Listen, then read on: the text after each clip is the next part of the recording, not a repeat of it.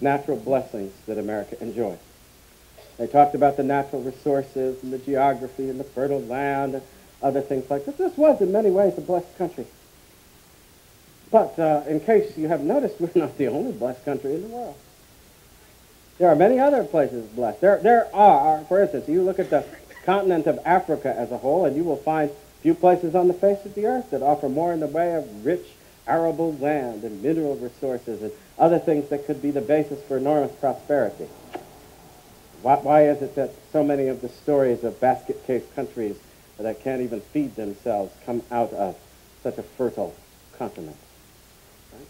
And you look at other examples, including the example of the old Soviet Union. For all the great length and breadth they had prairies as broad and deep and full of arable land as our own, and yet at the end of the day, their agriculture never, ever in the whole course of the existence of that communist regime rivaled the productivity of our own. Why is that? You see, it turns out that it's not just a matter of material resources. It's not just a matter of material things. It's a matter of the spirit and the enterprise and the ingenuity. It's a matter of the discipline and the courage and the hard work. It's a matter of respect for the liberty and the responsibility that then leads people to rise up of their own accord to give more than they thought they could ever give in order to achieve the goals that they have set for themselves.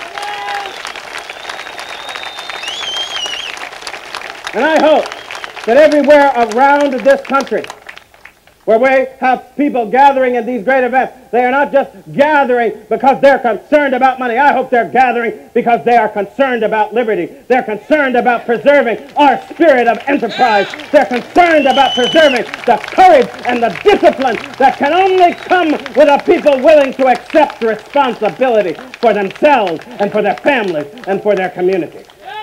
We must resolve here and now on this day, as our founders resolved on independence, so we must resolve that no matter how many promises they make, we shall never accept their utopian delusions at the expense of our solid liberty, which is our real strength.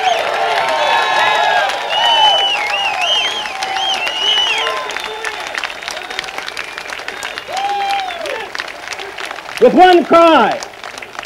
one cry, we must rise up in all the cities and all the towns and all the states of this great nation and say in one accord, no to their socialism, no to their communism, no to their government control.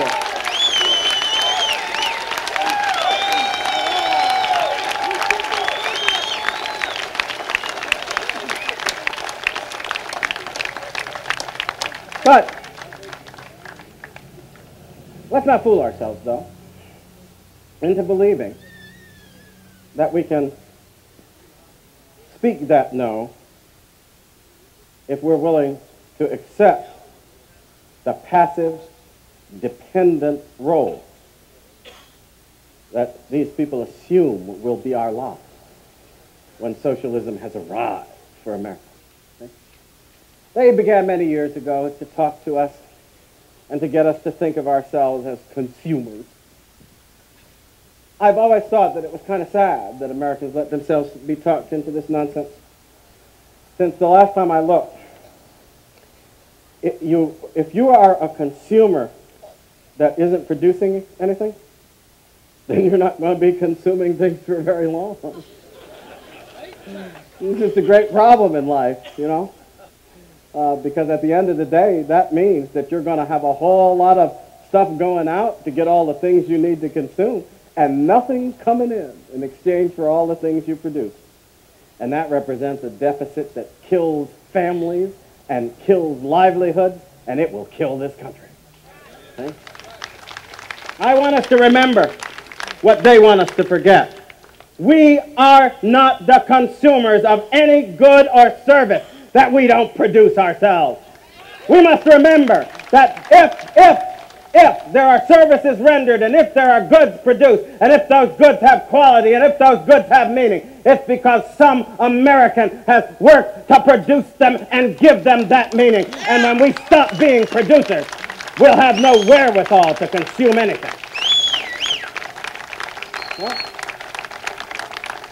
But here's the area where I think it must come first. Now, and I realize it has its economic consequences, because that's part of what supposedly precipitated this financial mess that we're in, was that they started giving out loans that were bad to folks who couldn't really service the loan. So you were handing somebody an obligation, but they didn't have enough coming in to meet that obligation, right? What I was just talking about. They wanted to consume a nice house, but they didn't have enough being generated on the income side to produce the wherewithal to sustain that consumption. Here's where the government came in. Oh, don't worry. We'll encourage the banks to make you those loans, and they'll offer you terms that let you do it for a little while. Don't worry about what's going to happen later when the consequences of that come crushing down upon you and you can't afford to sustain it, because then we'll come in and we'll bail you out. See? Well, it turns out they didn't bail you out. They bailed the banks out, but leave that aside. See? Can't understand that myself. But the simple fact of the matter is, though, that they come in, luring people into this attitude that you can get and get and get without thinking about what you have to give, right? And in the end, that bubble was magnified because they then started creating all kinds of instruments they could use to make money based on these supposed assets. And then they went out and sold them to more people and got more money coming in until the day when the whole scam was revealed and that system started to collapse. And then, it wasn't even over then. The people who had bought the bad assets, and they didn't even look, because then they turned to the taxpayers of America and said, you pay for it. Now, here's one problem. One problem. Yeah. They turned to us and said we could pay for it, but it turns out, as you all know, that we don't have that much money on hand. You see? We're pretty good at producing. We produce enormous amounts. We have this huge productive economy. We produce a lot every year. But they have now reached the point where they are determined to spend our money, supposedly on us, at a rate that can't possibly be fit, even into the enormous wealth that we generate in the course of any given year, because their appetite for spending outstrips even that. And so what have they done? They have decided that it's not enough to tax us and to borrow in our name.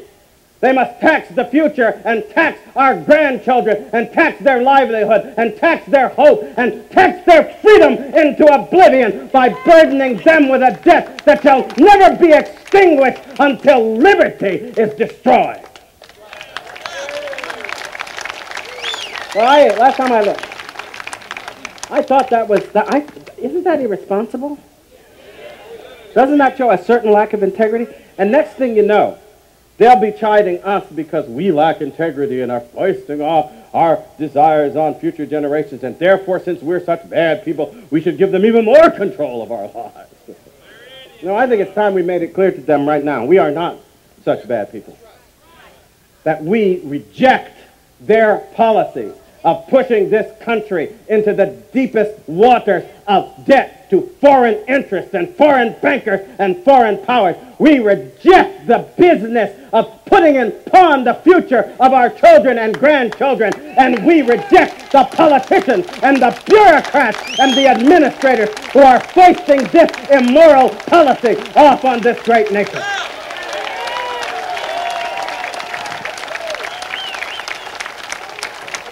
So, having seen through it and resolved that we reject all these things, we're going to say, oh, to socialism, and yes, to liberty. How do we do this? How do we do this? I'm sorry, but I have sensed in the midst of all this hope that there is a certain, well, I was talking about this morning, it's learned helplessness. That's what I think they call it in some of these behavioral psychological things. Now, as an aside, I'm not